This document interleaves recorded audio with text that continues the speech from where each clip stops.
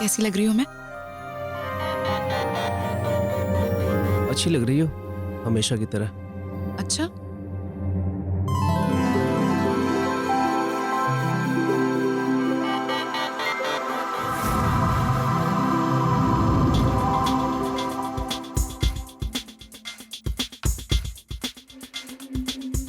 वैसे आज मादी पूर्णिमा है। पंडित जी ने आज तक व्रत रखने को कहा था ना आपको, तो इसका मतलब आज से व्रत खत्म और हमारा एक्चुअल हनीमून शुरू। अब मुझे पैकिंग करने दो ना, मुझे सुबह जल्दी निकलना है। ये क्या देवेन, एक दिन और नहीं रुक सकते? कल भी तो छुट्टी है ना। हमारी शादी को 2 महीने हो गए, सिर्फ 2 दिन के लिए आते हो और आते ही जाने की जल्दी। कहीं कोटा में मेरी दूसरी सौतन तो नहीं है? प्राइवेट फर्म की नौकरी है, आपका स्कूल नहीं है मैडम, जहाँ पे 12 महीने में 3 महीने की छुट्टी होती है। यहाँ तो एक गलती हुई और नौकरी से ही छुट्टी। तो आपका कहने का मतलब है कि टीचर्स को कोई काम ही नहीं होता है ना? अरे एक छुट्टी ले लेने से कोई नौकरी थोड़ी चली जाती है। ऐसे तो हमें साथ रहने का मौका ही नहीं मिलेगा। अब सुनो, दिवाली की छुट्टियों में ना मैं तुम्हारे साथ कोटा चल रही हूँ बस। अरे नहीं नहीं, तुम पूरी फैमिली को दिवाली में यहाँ पे छोड़ के मेरे साथ कोटा कैसे आ सकती हो? और मैं तुम्हें रखूंगा कहाँ? मैं तो जैसे तैसे 4-5 लोगों के साथ एक ही फ्लैट में एडजस्ट कर रहा हूँ। अब अगली बार जब आऊंगा ना तो ज्यादा वक्त के लिए आऊंगा, ठीक है? तो फिर ऐसी जगह तलाशो जहाँ मैं और तुम एक दूसरे के साथ थोड़ा वक्त बिता सके, तभी तो होगा हमारा पेंडिंग वाला हनीमून। अब मैं 1 मिनट में आई।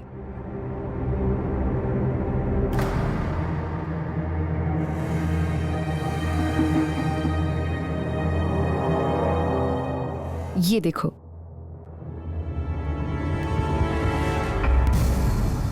अरे इसे पढ़ने में हर्जी क्या है?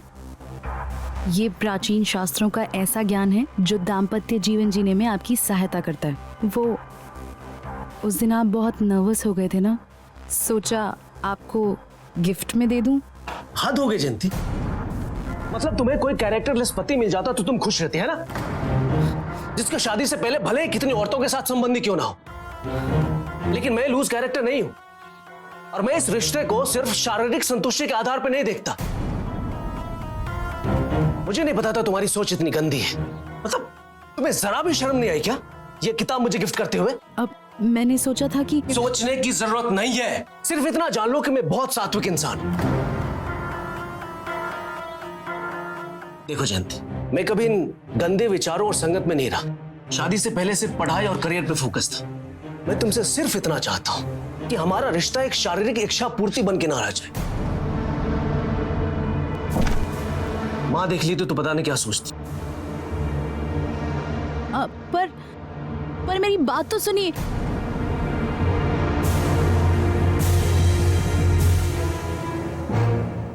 फिर कह रही हूँ दिवेन, ध्यान रख, अगर उसे तेरी उस कमजोरी के बारे में जरा भी भनक लग गई ना तो बहुत मुश्किल हो जाएगी। वो तो पीछे पड़ गई है माँ, कह रही है कोटा में जाके मेरे साथ रहेगी। अरे माँ तू चिंता मत कर, मैंने अभी तक संभाल लिया है। अब वो आगे से कोटा जाने की बात नहीं करेगी। अब रात बहुत हो चुकी है, तो आराम कर। ठीक है बेटा, ठीक है, तू जा।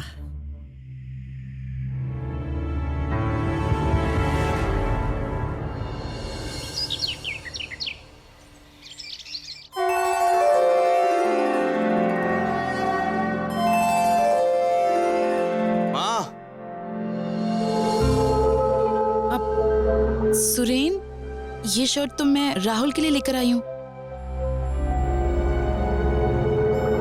ये उसका बर्थडे गिफ्ट है। तुम एक काम करो, इसे उतार दो, मैं उसकी कलीग अपर्णा के हाथ उसे भिजवा दूंगी। अब तो मैंने ये पहन ली, कितनी अच्छी और फिट आ रही है मुझ पर, तो अब ये मेरी होगी। हाँ, ये क्या तरीका हुआ? इतनी मुश्किल से मिली थी, उसका फेवरेट ब्रांड है। राठौर परिवार के बारे में भी सोच लिया कर। एक शर्ट और ले आती तो क्या हो जाता। और हाँ, तेरे पर्स में से मैंने 5,000 रुपए निकाल लिए हैं, कोई जरूरी खर्च के लिए। ऐसे क्या घूर रही है, नहीं ले सकती क्या? दिवेन ने और पैसे भेजने से मना किया है। तू तो जानती है सुरेन के नए काम के लिए उसने पैसे भेजे हैं, पर घर के खर्च के लिए भी तो लगता है ना। पर माँ, मुझसे एक बार पूछ तो लिया होता। वो पैसे मैंने किसी और खर्च के लिए रखे थे। और वैसे भी मेरे दहेज में जो 21 लाख रुपए मिले थे उसे किस गड्ढे में डाल दिया आपने?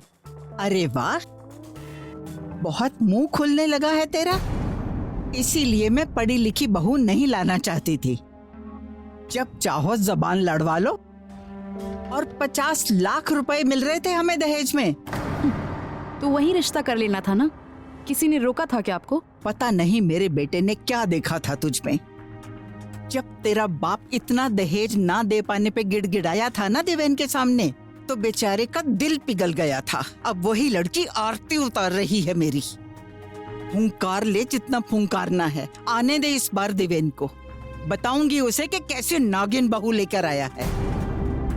हाँ?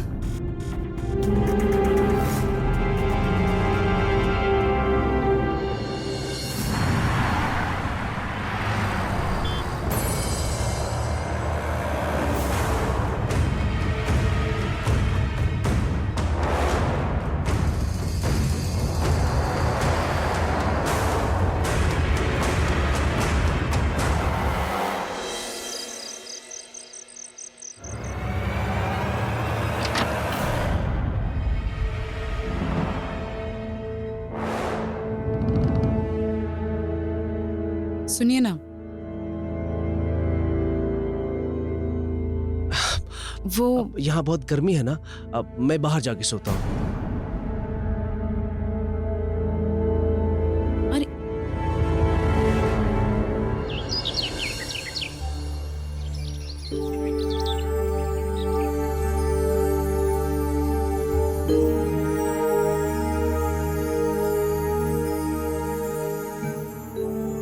आज एक और पूर्णिमा हो गई है। तो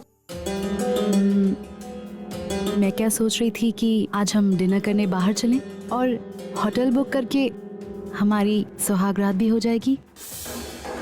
अरे पागल हो गई हो क्या तुम? आज हनुमान जयंती है, शाम को मंदिर जाना है। हर दिन तो भगवान का ही होता है, लेकिन इसका ये मतलब तो नहीं कि हमारी सुहागरात नहीं होगी। दूर हटो तुम यहाँ से जयंती। अरे हर वक्त तुम्हें एक ही चीज क्यों सोचती है? हद है यार। अब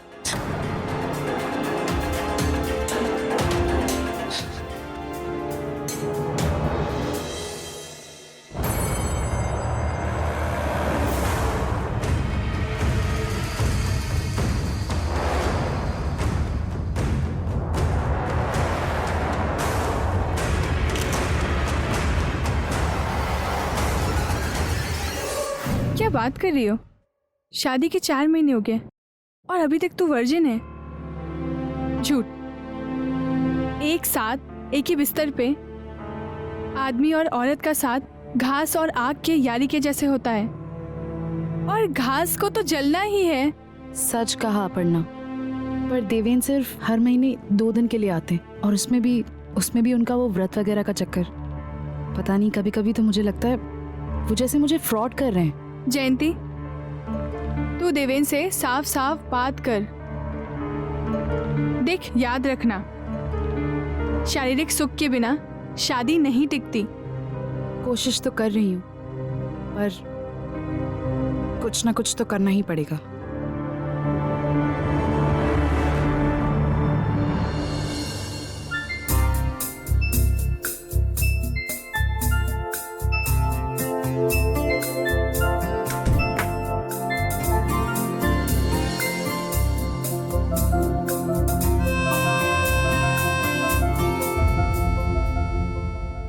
क्या कर रही हो?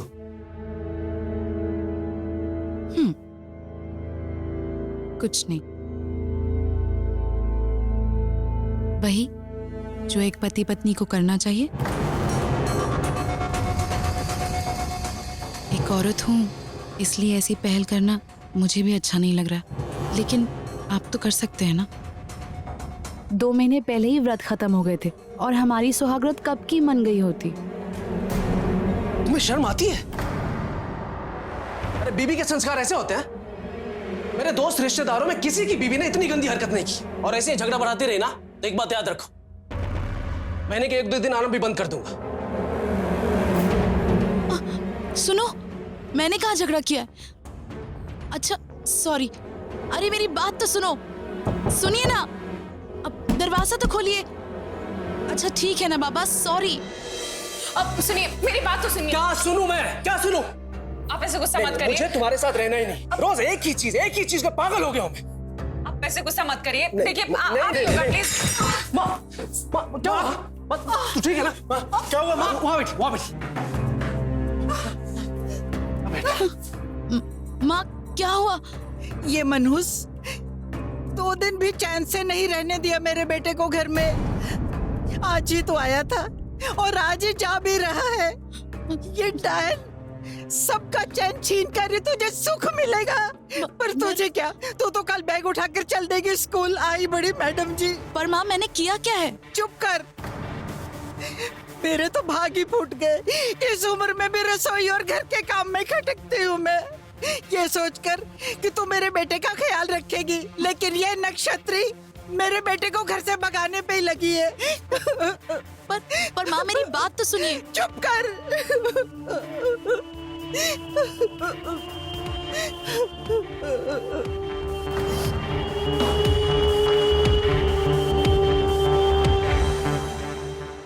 अरे जयंती, आप भी बैठो थोड़ा।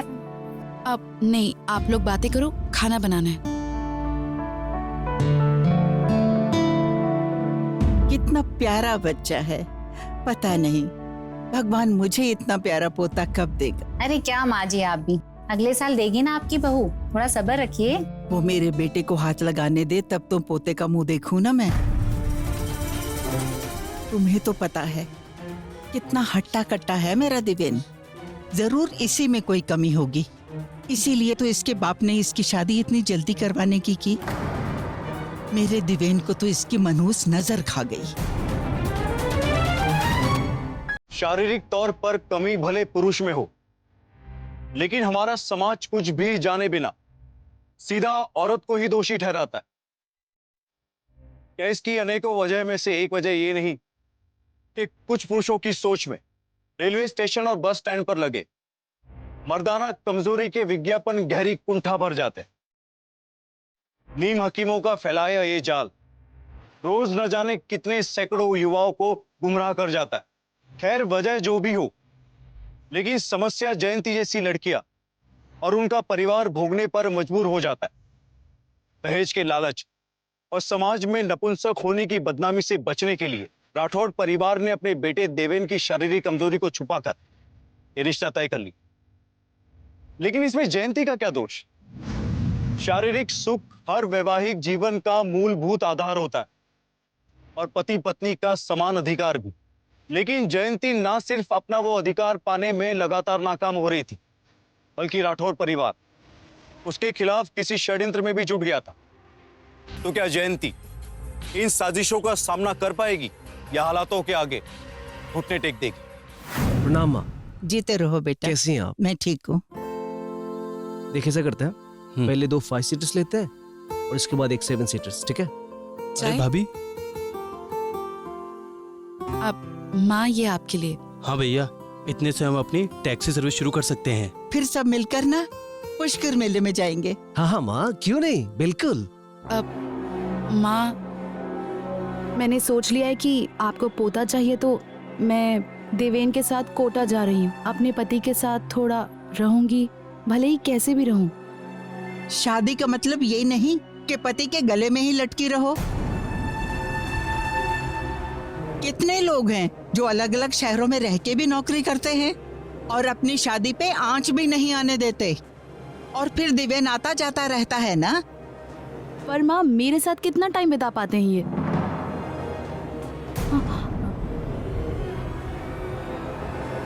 भैया, पड़ गई तेरे कलेजे को ठंडक। चैन से चाय भी नहीं पीने दी मेरे बेटे को। सब समझती हूँ मैं, कमी तुम में है और नुक्स मेरे बेटे में निकालती रहती है। बांझ कहीं की।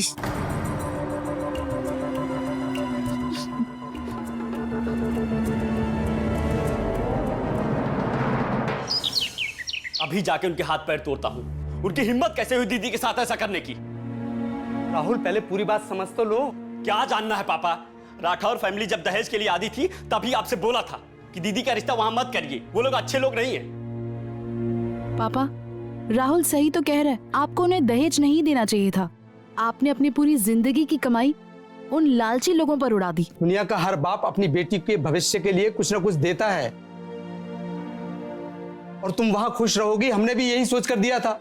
पापा, लेकिन ससुराल में मैं खुश भी तो नहीं हूँ। उस घर में मेरी कोई इज्जत नहीं है, कोई सम्मान नहीं है, कोई मुझसे प्यार नहीं करता। पति मुझसे प्यार करे ये भी तो नहीं है।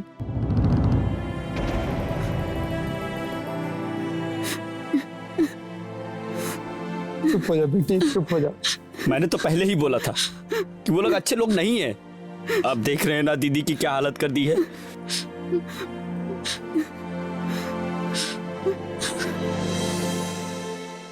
रिपोर्ट्स नॉर्मल है। गर्भ धारण करने में कोई प्रॉब्लम नहीं होनी चाहिए। मासिक चक्र में पति से शारीरिक संबंध कब बनाया जाए ये मैटर जरूरी करता है। जनरली आप महीने में कब साथ होते हैं? देवेन दूसरे शहर में नौकरी करते हैं। शादी के बाद सिचुएशंस कुछ ऐसी रही कि हमारी सुहागरात भी नहीं हो पाई।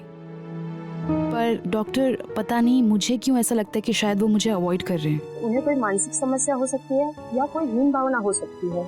मुझे लगता है देवेन को भी टेस्ट करवाना चाहिए। ठीक है, मैं बात करूंगी। Okay, thank you so much. Welcome.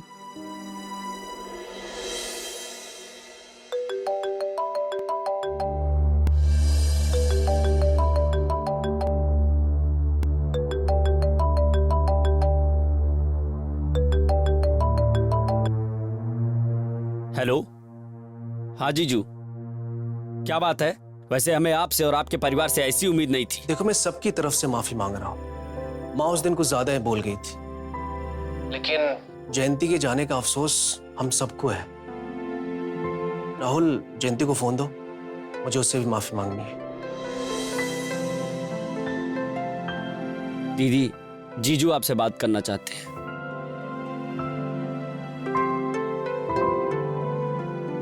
Hello. बिल्कुल ठीक है। हाँ जी, हाँ जी। अब मैं आपसे बाद में बात करती हूँ। अरे मेरी अच्छी बहू, मेरी प्यारी बहू आ गई। जीती रहो बेटा, जीती रहो। भाभी आप आ गई? और राहुल कैसे हो? अच्छा हूँ। पता है जयंती बेटा, हम बिन माँ के बच्चे को क्यों ब्याह कर लाए थे? ताकि उसे अपनी बेटी बना के रख सकी। और तुम हो के हमसे नाराज होकर चली गई। कोई अपनी माँ से भी नाराज होकर जाता है? मुझे माफ नहीं करोगी बेटा? मैं तो बस इतना चाहती हूँ कि हम सब मिलकर खुशी खुशी रहें। माँ, मैं भी तो यही चाहती हूँ कि हम सब लोग खुश रहें। बेटा, मैंने ना माता रानी से मन्नत मांगी थी कि सब ठीक हो जाए, और देखो मेरी प्यारी बहू आ गई। और भाभी, मैंने तो अपनी टैक्सी सर्विस की ओपनिंग भी डाल दी थी कि जब आप आओगे ना तो आप ही के हाथों से रिबन कटवाकर अपना काम शुरू करूंगा। माँ के हाथों के आलू मटर और भिंडी खाकर तो थक गया हूँ। आज आपके हाथों का पनीर मखनी हो जाए तो मजा आ जाएगा। हाँ हाँ, बना दूंगी।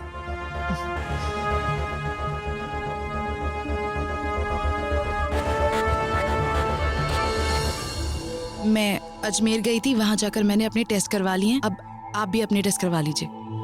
अब मैं कोटा में जाके करवा लूंगा ना, मुझे सुबह जल्दी निकलना भी है। फिर से जाने की बात? पर आपने तो कहा था ना कि आप कुछ दिन और रुकेंगे। मैंने कहा ना मुझे जाना है, मैं कोटा में जाके करवा लूंगा। पर यहाँ पर कराने में क्या प्रॉब्लम है?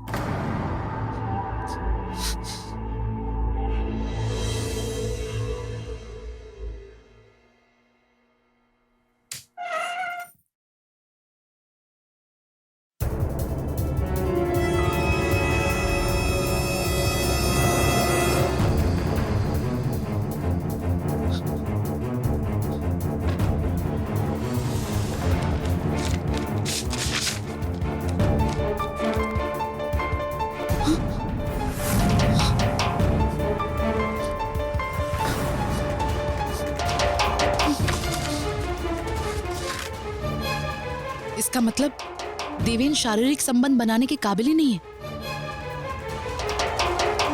इतना इतना बड़ा झूठ, इतनी बड़ी बात छुपाई मुझसे। ये देखो,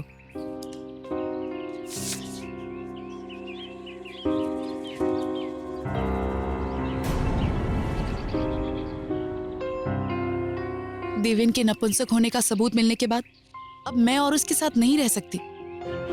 उसने मुझे धोखा दिया है, मेरी तो लाइफ ही बर्बाद हो गई। और पापा को इतना बड़ा धोखा। मैं तुम्हें एक वकील का नंबर देती हूँ, वो तुम्हें बताएगा कि कानून इस मामले में तुम्हारी कैसे मदद कर सकता है। लेकिन हाँ, तुम देवेन से इस बार साफ साफ बात करोगी। ठीक है, अब लेकिन तुम जब अजमेर जाओगी तो इस बारे में पापा जी से कुछ मत बोलना, वो बर्दाश्त नहीं कर पाएंगे। यहाँ मैं सब संभाल लूंगी। आज नहीं तो कल तुम्हारे पापा को सब पता चल जाएगा। मैं तो कहूंगी कि तुम अपने पापा को सब बता दो, लेकिन फिर भी अगर तुम कहती हो तो ठीक है, मैं अभी तुम्हारे पापा को कुछ नहीं बताऊंगी। थैंक्स।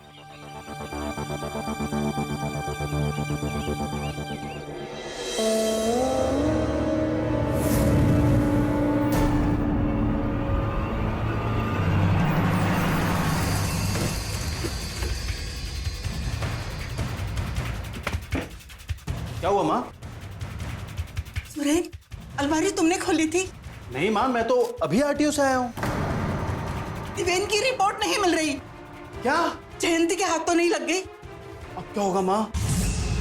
इससे पहले कि वो कुछ करे, हमें उसे रोकना होगा।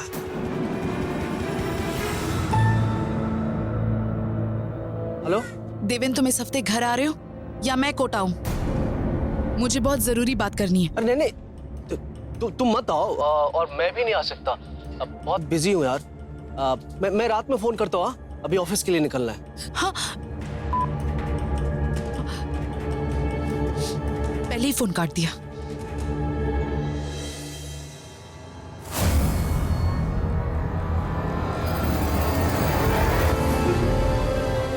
सुरेन, तुम यहाँ क्या कर रहे हो? आज रात मैं आपके साथ सोऊंगा। जो सुख भैया आपको नहीं दे पाए वो मैं आपको दूंगा। आप चिंता मत करो, मैं हूं ना। तुम्हारा दिमाग तो नहीं खराब हो गया? होश में तो हो? देखो, तुम यहाँ से इसी वक्त चले जाओ वरना मैं चिल्लाऊंगी। भाभी, मैं आपको बहुत प्यार करता हूँ, प्लीज चिल्लाओ मत। वो मैं आपको सारी खुशियां दूंगा जो भैया कभी नहीं दे पाए और ना ही दे सकते हैं। आओ, मैं भाभी से माँ बना दूं।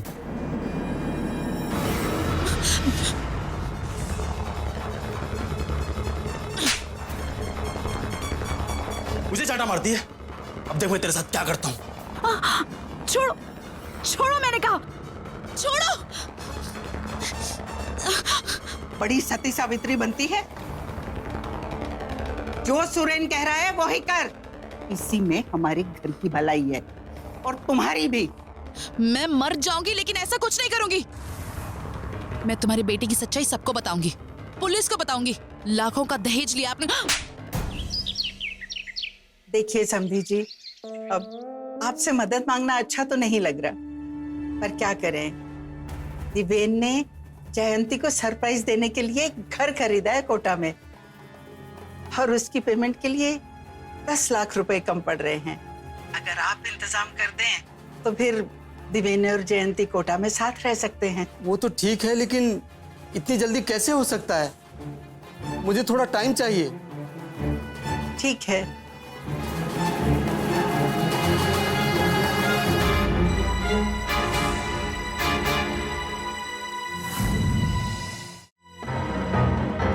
क्या हुआ पापा, आप परेशान दिख रहे हैं? सरला जी को 10 लाख रुपए चाहिए। 10 लाख? अत्याचार की हर घटना बताती है कि सहने वाला कमजोर हुआ नहीं, कि अत्याचारी उसके सर पे सवार हो जाते हैं। अपने बेटे देवेन की शारीरिक कमी छुपाती रही राठौड़ फैमिली के लिए भी ये उनके आपराधिक मंसूबों का हौसला बढ़ाने वाला मामला साबित हुआ। जयंती और उसके पिता मिस्टर भारद्वाज की अच्छाई ने मानो उन्हें एक के बाद एक अपराध करने की हिम्मत दे दी थी। अजमेर में अपने पिता के घर से वापस ससुराल लौटी जयंती को अपने ससुराल वालों के आपराधिक इरादों का अंदाजा नहीं था, लेकिन अब वो अपने नपुंसक पति और उसके परिवार के षड्यंत्र के भयंकर जाल में फंस चुकी थी। तो अब देखना यह है कि क्या वो इस चक्रव्यूह से बाहर निकलने में सफल हो पाएगी।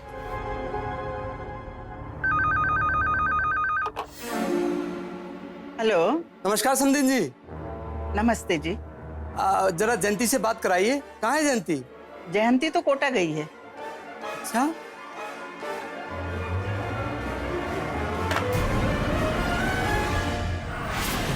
उसका बाप बहुत पूछताछ कर रहा है।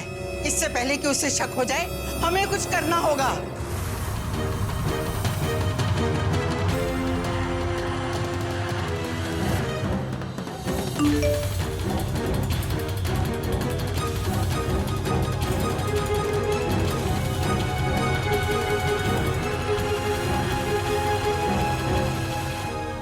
जयंती अजमेर आई है क्या?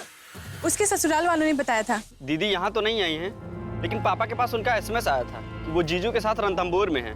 भैया ये कैसे हो सकता है? देवेन तो इम्पोर्टेंट है। लास्ट वीक ही जयंती ने मुझे उसके मेडिकल रिपोर्ट्स दिखाए थे। राहुल क्या हुआ? पापा मुझे तुरंत भरतपुर जाना होगा। क्या हुआ? सब ठीक तो है? कुछ ठीक नहीं है, कुछ तो गड़बड़ चल रही है।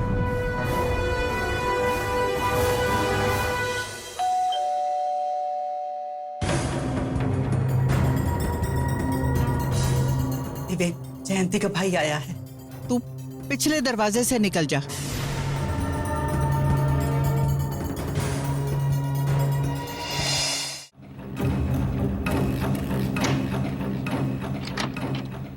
नमस्ते माँ जी। नमस्ते बेटा। आओ।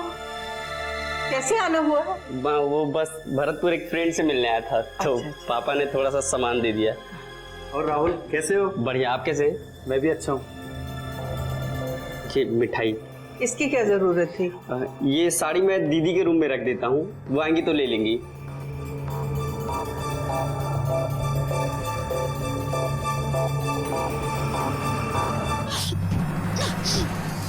बिल्ली है, स्टोर रूम में चूहे पकड़ने के लिए सामान गिरा देती है। जाओ भाभी के रूम में फ्रेश हो जाओ।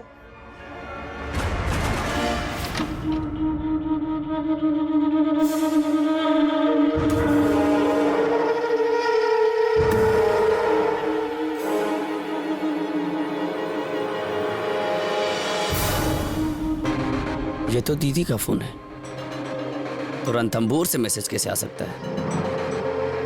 दीदी का फोन यहाँ है, तो वह रणथंभौर से कैसे मैसेज कर सकती? चुपचाप बता दो, कहाँ है मेरी दीदी? अपने नपुंसक भाई के साथ मिलकर तुमने मेरी दीदी की जिंदगी बर्बाद कर दी। छोड़ूंगा नहीं तुम लोग को मैं। राहुल ये क्या बदतमीजी है? चुप! ये बदतमीजी है। और तुम्हारा दहेज मांगना वो सही है, वो भी उस नपुंसक बेटे के लिए। 21 लाख पहले लिए और 10 लाख और मांग रहे हो।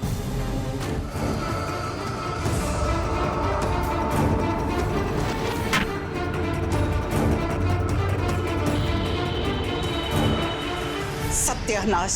जयंती के मायके वालों को सब पता चल गया है तेरी असलियत के बारे में।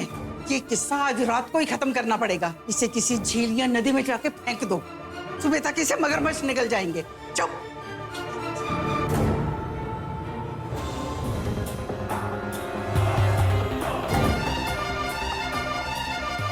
इससे पहले कोई इसे देख ले इसे फेंक आते।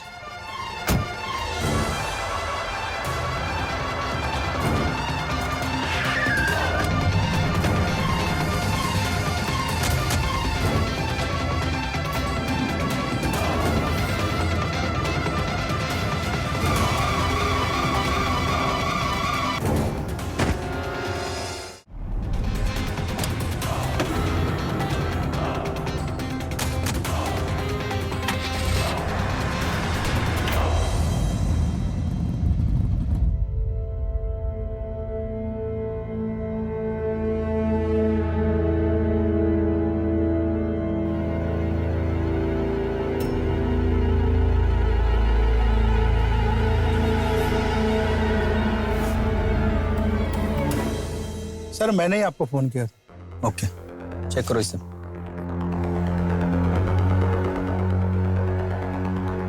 सर ये तो जिंदा है। हॉस्पिटल ले चलो।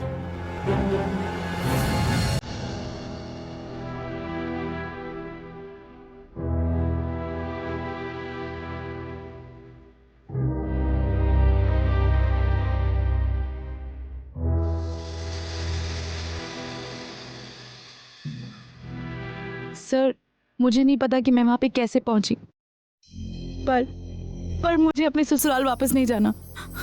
प्लीज आप मुझे मेरे पापा के पास भेज दीजिए। देखिए आप डरिए मत, हमें पूरी बात साफ साफ बताइए। देवेन पति बनने के काबिल नहीं था, लेकिन लाखों रुपए दहेज के चक्कर में उन लोगों ने मेरे पापा से झूठ बोला।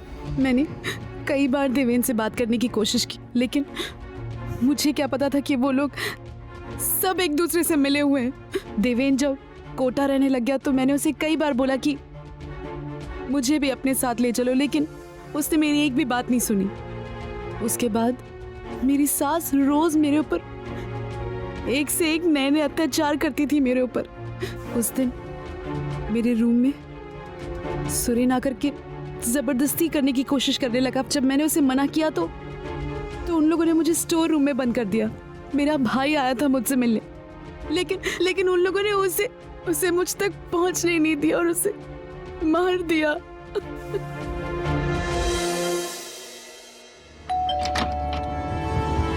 आप लोग यहाँ? आपके दोनों बेटे कहाँ हैं?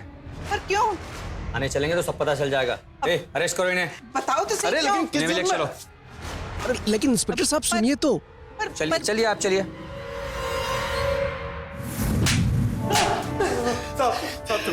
बोल, जयंती और उसका भाई कहाँ है? बोल कहाँ है? तुम लोगों ने अपने घर की बहू को रास्ते में छोड़ दिया मरने के लिए। शर्म नहीं आई तुम्हें? तुम लोगों ने राहुल और जयंती के साथ क्या किया? जल्दी बता। सीधे तरीके से बोलते हो या मेरे पास और भी बहुत सारे रास्ते हैं? जल्दी बता। साहब हम घबरा गए थे साहब कि जयंती और उसका भाई देवेन भैया के नामर्द होने की बात इसको बोल ना दे और हम दहेज के केस में ना फंस जाए, इसलिए साहब। लेकिन अब तुम दोनों मर्डर के केस में फंस गए हो। मारो दोनों को। बताती हूँ। हाँ तो बोलिए। मुझे कैसे बर्दाश्त होता कि कोई मेरे बेटे को नामर्द कहे। घर के बाद घर में रहे, इसलिए मैंने जयंती को सुरेन से बच्चा पैदा करने को कहा, लेकिन वो नहीं मानी। और फिर राहुल ने आके हमें धमकाया कि वो मेरे बेटे को बदनाम कर देगा और हमें जेल भिजवा देगा। तो आपने उसे मारने का प्लान बना लिया। वैसे कितना दहेज में लिया था आपने पैसे उनसे? 21 लाख। अब आपकी जेल में रोने की बारी है। अब साबित करना कोर्ट में अपनी बेगुनाही। आप जैसी औरतों ने माहौल खराब करके रखा है।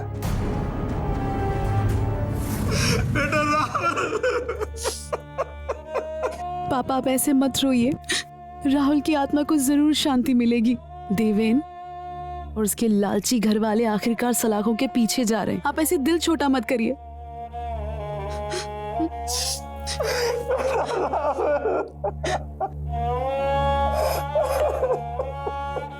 किसी का नपुंसक होना अपराध नहीं है, लेकिन नपुंसकता के मिथ में रोज सैकड़ों अपराध होते हैं।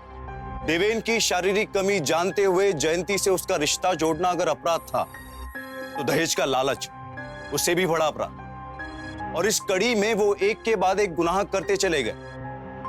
राहुल का कत्ल और जयंती की हत्या की कोशिश के लिए देवेन, सुरेन और सल्ला जेल की सजा काट रहे। ऐसी या इस तरह की तमाम समस्याओं से जूझने वाले शादीशुदा रिश्ते तभी सामान्य हो पाएंगे जब अपनी शारीरिक कमजोरियों को छुपाने की बजाय उस पर बात की जाए, सही डॉक्टर से उसका इलाज करवाया जाए। लेकिन सभी कोशिशों में नाकाम होने पर इसे अपना भाग्य समझकर स्वीकार करने की बजाय आवाज उठाइए, क्योंकि शारीरिक कमियों के आधार पर ऐसी कोई भी शादी आसानी से रद्द हो सकती है। इसी के साथ मैं गिरीश जैन क्राइम अलर्ट के इस एपिसोड में आपसे विदा लेता हूं। फिर मिलूंगा ऐसे एक सच्ची घटना के साथ। तब तक be alert, be safe. Crime alert.